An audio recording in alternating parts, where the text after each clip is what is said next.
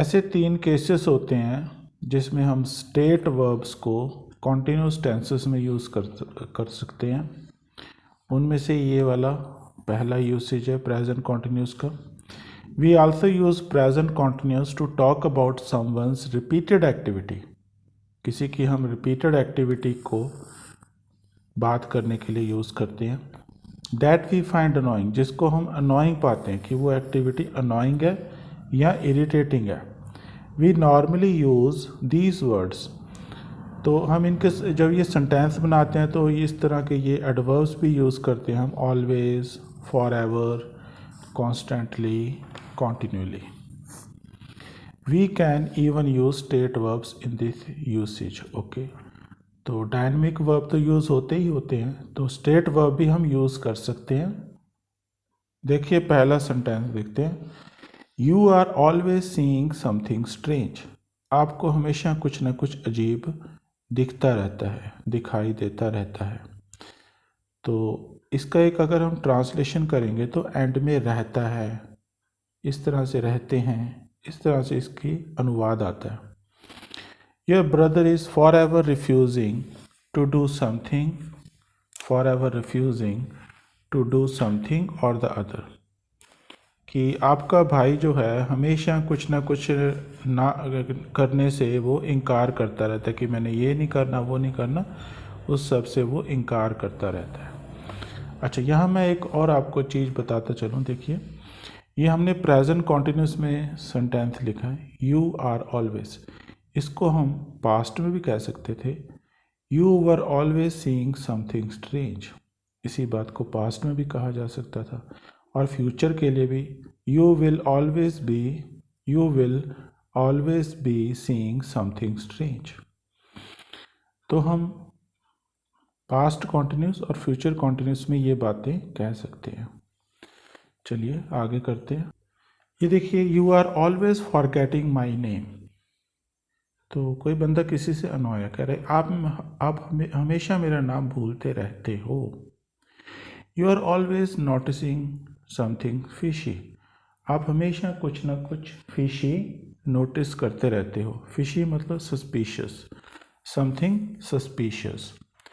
You are for ever needing my support. आपको हमेशा मेरी सपोर्ट की ज़रूरत पड़ती रहती है।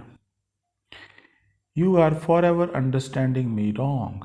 आप हमेशा मुझे गलत समझते रहते हो। 8th, he is for ever hating Asians. वो एशियन से हमेशा नफरत करता रहता है।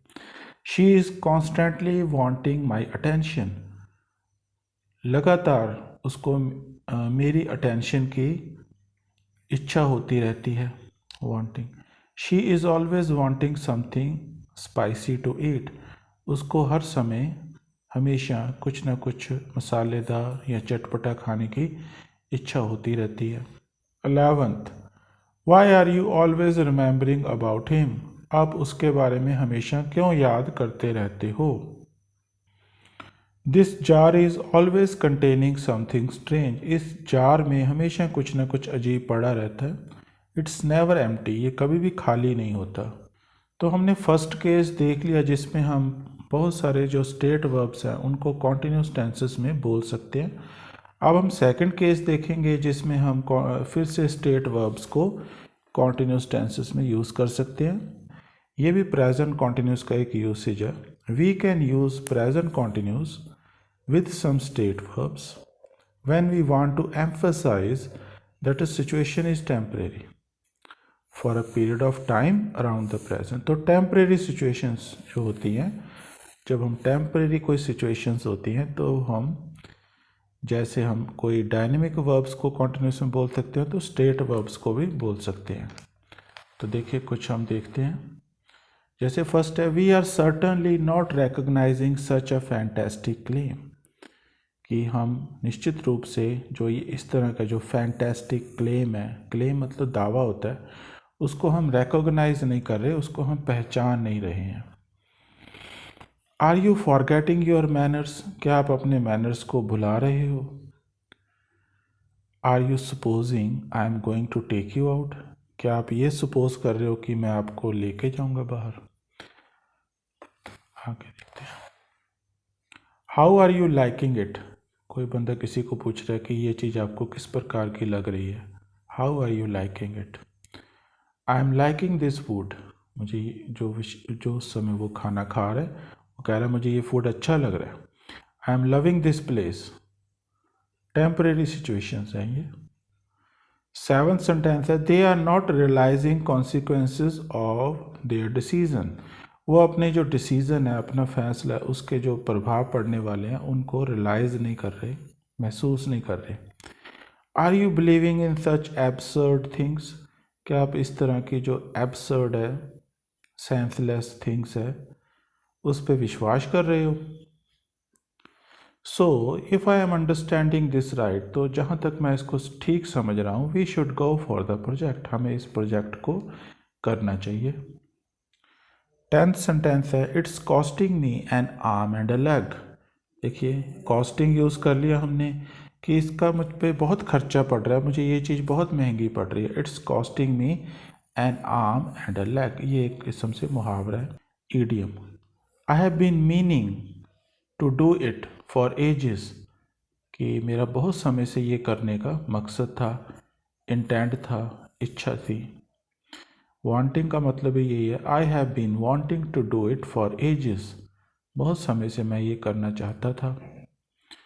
I have been meaning to ask you, मेरी इच्छा थी आपसे पूछने की, if you want to come for a meal next week, क्या आप अगले हफ्ते मील पर आओगे, खाने पर। 13th, I am hoping it doesn't rain, मैं आशा कर रहा हूँ कि बारिश नहीं होगी। आई am assuming you mean Tom Hanks, मैं ये एज्यूम कर रहा हूँ, ये अंदाज़ा लगा रहा हूँ कि आपका मतलब टॉम हैंक्स से है। I am assuming you mean that as a good thing, मैं ये एज्यूम कर रहा हूँ कि आपका मतलब है कि वो एक अच्छी चीज़ है। 16th, but since I am assuming you don't mean French country side, तो मैं ये एज्यूम कर रहा हूँ, ये मान के चल रहा हूँ कि आपका मतलब फ्रेंच कंट्री साइड से नहीं है। देखिए थर्ड यूसेज में ये भी एक यूसेज है जिसमें हम बहुत सारे स्टेट वर्ब्स हैं उनको हम कॉन्टिन्यूस टेंसेस में बोल सकते हैं। We sometimes use past continuous and future continuous, तो कई बार हम पास्ट कॉन्टिन्यूस या फ्यूचर कॉन्टिन्यूस यूज़ करते हैं। किस लिए यूज़ करते हैं हम ये, टू साउंड लेस डायरेक्ट, ताकि हम लेस डायरेक्ट साउंड करें, कि हम किसी को डायरेक्टली नहीं बोल रहे, इनडायरेक्टली बात कर रहे हैं। तो अगर हम इस तरह साउंड करेंगे तो हम ज़्यादा पोलाइटली साउंड करेंगे। When we do this we can also use state verbs in continuous tenses, तो ऐसा करते वक्त हम डायनेमिक वर्ब तो यूज़ करते ही करते हैं, उसके साथ हम स्टेट वर्ब्स भी यूज़ कर सकते हैं। हालांकि बात प्रेजेंट की ही कर रहे होते हैं। जैसे पहला सेंटेंस देखिए, I was hoping if you could help me with this project, तो वो देखो कह रहा है आई वॉज होपिंग, मैं आशा कर रहा था कि शायद आप मुझे मेरी हेल्प करोगे इस प्रोजेक्ट के साथ। तो ऐसे ना बोलने की बजाय I hope if you could, उसने आई होप नहीं बोला, आई एम होपिंग भी नहीं बोला, तो उसने पास्ट कॉन्टिन्यूस में बोल दी ये बात। वो फ्यूचर कॉन्टिन्यूस में भी बोल सकता था, ये भी ज़्यादा पोलाइटली पूछ रहा है किसी से, I will be hoping if you could help me with this project. तो अगर आप साउंड करना चाहते हैं less direct and more polite, तो हम पास्ट कॉन्टिन्यूस और फ्यूचर कॉन्टिन्यूस यूज़ कर सकते हैं। सेकंड सेंटेंस देखिए, in case you will be needing money, कि किसी भी परिस्थिति में अगर आपको पैसे की ज़रूरत हो रही होगी, आई एम ऑलवेज देयर, तो मैं वहाँ पे होऊंगा। देखिए क्या सिचुएशन हो सकती है, मे बी एक फ्रेंड है वो अपने दूसरे फ्रेंड को बोल रहे हैं, वो फ्रेंड बड़ा सेल्फ रिस्पेक्टिंग फ्रेंड है, समझिए कि खुददार किस्म का फ्रेंड है, तो वो नाराज़ ना हो जाए उससे, तो वो उसको फ्यूचर कॉन्टिन्यूस में बोल रहे हैं, डायरेक्टली नहीं बोल रहा, इनडायरेक्टली हो गया तो पोलाइट हो गया। इन केस भी, किसी भी केस में, you will be needing money, I am always there. आगे देखिए, I was wanting to ask you something, मैं आपसे कुछ पूछना चाहता था, क्या आप फ्री हो, are you free right now, उसने I want to ask you something नहीं बोला। अगर I want to ask you something बोलता तो वो एक डायरेक्ट हो जाता, डायरेक्टली पूछ रहा है, वो कम पोलाइट है, पोलाइट नहीं है। या वो आई एम वांटिंग, तो उसने फ्यूचर कॉन्टिन्यूस में बोला आई वाज वांटिंग, या पास्ट कॉन्टिन्यूस में, फ्यूचर कॉन्टिन्यूस में भी बोल सकता था I will be wanting to ask you something, मैं पूछना चाह रहा था तो नहीं आएगा फ्यूचर कॉन्टिन्यूस का meaning. I will be wanting to ask you something, are you free right now, इस तरह भी बोल सकता था वो। I was doubting if you would ever talk to me, भी मैं डाउट कर रहा था कि क्या कभी आप बात करोगे। तो इस बात से पता लग रहा है कि जिस बंदे की उसने बात करी तो अननेसेसरली डाउट था उसका। Fifth sentence, I was suspecting your book is full of tricks, तो मैं सस्पेक्ट कर रहा था कि आपकी जो बुक है फुल ऑफ ट्रिक्स है, बट आई वॉज रॉन्ग, देखिए सिर्फ मुझे शक था, शक कर रहा था, लेकिन मेरा शक गलत निकला। तो बड़ी पोलाइटली और इनडायरेक्टली बोल रहा है। If you are not honest, अगर आप ईमानदार नहीं होगे, they will never be trusting you again, तो वो आप पे कभी भी विश्वास नहीं कर रहे होंगे। दे will never be trusting you again. देखिए जिस बंदे ने भी जिससे ये बोला है, तो वो ये देख रहा है कि जिससे मैं बोल रहा हूँ ये सेंटेंस, वो ऑफेंड ना हो जाए मेरी बात सुन के कि they will never be trusting you again. अगर ये ऐसे बोलता they are never trusting you again, तो हो सकता है वो ऑफेंड हो जाता। सेवंथ, आई वॉज फियरिंग, मैं ये डर रहा था, you would think that I was one of the conspirator, कि मैं भी एक, आप कहीं ये ना सोचो कि मैं भी एक कंस्पिरेटर था, साजिश करता। कंस्पिरेटर होता है जो साजिश करता है, किसी साजिश में शामिल होता है, conspirator. I was fearing you will tell me off, मैं डर रहा था कि आप मुझे स्कोल्ड करोगे। टेल मी ऑफ एक फ्रेजल वर्ब है जिसका मतलब होता है स्कोल्ड करना, डांटना। Ninth, sir I will be reminding you from time to time if you wish, तो वो कह रहा है सर मैं आपको टाइम टू टाइम रिमाइंड करता रहूँगा समय समय पर, अगर आपकी इच्छा हो। देखिए पूछ रहा है अगर आपकी इच्छा हो, और ये भी फ्यूचर कॉन्टिन्यूस में बोल दिया आई विल बी रिमाइंडिंग यू, तो वो लेस डायरेक्टली बात कर रहा है, तो मोर पोलाइट है वो। तो उसने ऐसे नहीं बोला आई एम रिमाइंडिंग यू, या आई एम रिमाइंडिंग यू नहीं बोला, क्योंकि वो इसलिए इस तरह बोल रहा है कि जो सुनने वाला है उसका, वो उससे नाराज ना हो जाए, ऑफेंड ना हो जाए उसकी बात सुन के। मिसलेनियस केसेस, जो फर्स्ट 2 केसेस थे उसके ऊपर मैंने कुछ और सेंटेंसेस बनाए हैं, ये भी देख लेते हैं। I am guessing some amazing things to happen to him in near future, कि मैं ये अंदाज़ा लगा रहा हूँ कि उसके साथ जो नियर फ्यूचर में कुछ अमेजिंग थिंग्स होंगी। आई am guessing what may happen next, मैं अंदाज़ा लगा रहा हूँ कि व्हाट मे हैपन नेक्स्ट, अब आगे क्या होगा। आई एम ओनली गैसिंग, मैं सिर्फ अंदाज़ा ही लगा रहा हूँ। But I think their house is worth over million, लेकिन मैं ये सोचता हूँ कि उनका घर तकरीबन 1 मिलियन की वर्थ रखता है, इतनी वो कीमत रखता है। फोर्थ देखिए, are you sure Linda's pregnant, क्या आपको यकीन है कि लिंडा प्रेग्नेंट है, और आर यू जस्ट गैसिंग, या जस्ट आप गैसिंग ही कर रहे हो। He is resembling his father more and more every day, वो दिन प्रतिदिन अपने फादर को रिसेंबल कर रहा है, उनके तरह वो दिखता है।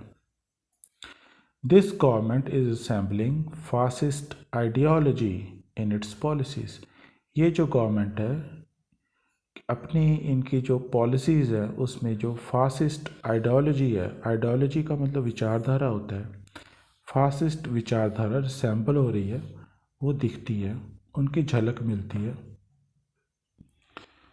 दिस पीरियड मतलब इस पीरियड की बात कर रहा हूँ मैं। This period is resembling downfall of journalism in India, ये जो पीरियड है इंडिया में जो जर्नलिज्म है, पत्रकारिता को एक उसके डाउनफॉल, उसके गिरावट को रिसेंबल कर रहा है।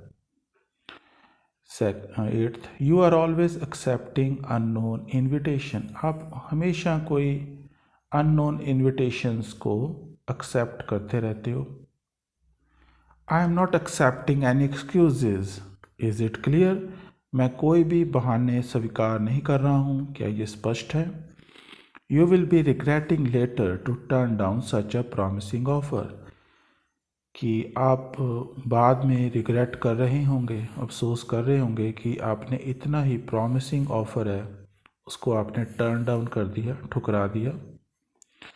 Very few farmers in India are owning more than 50 acres of land nowadays, कि इंडिया में अब बहुत कम फार्मर्स रह गए हैं जिनके पास 50 एकड़ से ज़्यादा ज़मीन के वो मालिक हैं, ओन करते हैं। 12th, how can blacks be prosperous if whites are owning most of the land in South Africa, कि जो ब्लैक्स हैं वो कैसे प्रॉस्परस हो सकते हैं। प्रॉस्परस मतलब खुशहाल, अगर वाइट्स जो है मोस्ट ऑफ द लैंड जो साउथ अफ्रीका में है उनके जो मालिक हैं वो वाइट्स हैं, वो उसको ऑन कर रहे हैं। 13th, we are hearing from him shortly, देखिए हियरिंग का यूज़ कर लिया, कि हियरिंग का मतलब गेट न्यूज़ फ्रॉम, कि उनसे हमें जल्दी ही न्यूज़ प्राप्त हो रही है। फ्यूचर कॉन्टिन्यूस में भी बोल सकते थे, we will be hearing from him shortly. I am not understanding what you are saying, can you please get to the point, मैं समझ नहीं रहा हूँ आप क्या बोल रहे हो, क्या कह रहे हो, can you please get to the point, क्या आप सीधा पॉइंट पे बात करोगे। Modern society is drifting apart from nature and people. Modern society is drifting apart from nature and people are not understanding the circle of life. कि जो modern society है वो ड्रिफ्टिंग अपार्ट फ्रॉम नेचर, कुदरत से, प्रकृति से दूर होती जा रही है, और जो लोग हैं, लोग, people are not understanding the circle of life, वो जीवन चक्र को नहीं समझ पा रहे हैं।